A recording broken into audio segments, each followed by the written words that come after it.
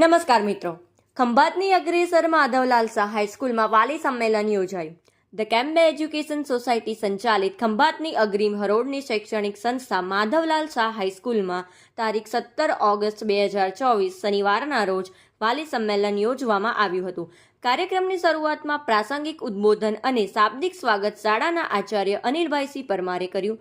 તેમણે વાલી તરીકેની ફરજ વિશે વિસ્તૃત માહિતી આપી. ત્યારબાદ શાળાના ગણિત વિજ્ઞાન વિષય શિક્ષક સતીશભાઈ પરમારે અઘરા વિષયને સરળ કેવી રીતે બનાવાય અને તેમાં શિક્ષક અને વાલીની ભૂમિકા વિશે સચોટ માહિતી આપી હતી.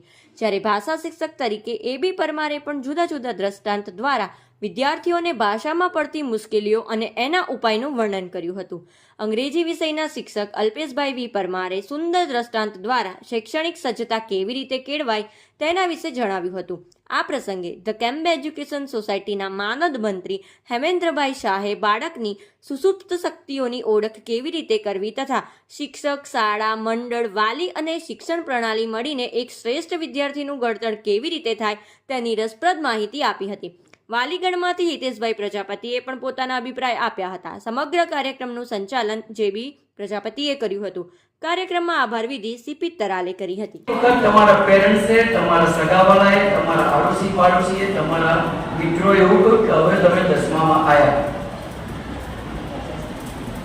આપણા સાચી બોલો કેટલી વખત એને યાદ કરાવીએ છીએ કે ભાઈ હવે તું 10મામાં આવ્યો. પણ શેના માટે? એ 9મામાં પાસ થયો ને એટલે આપણા સંતાનને ખબર છે કે હવે હું 10મામાં જ આવવાનો છું. તમે 10મામાં આવ્યા કરીને છે ને એનું ટેન્શન વધારી દો છો. એને ફ્રી રાખો.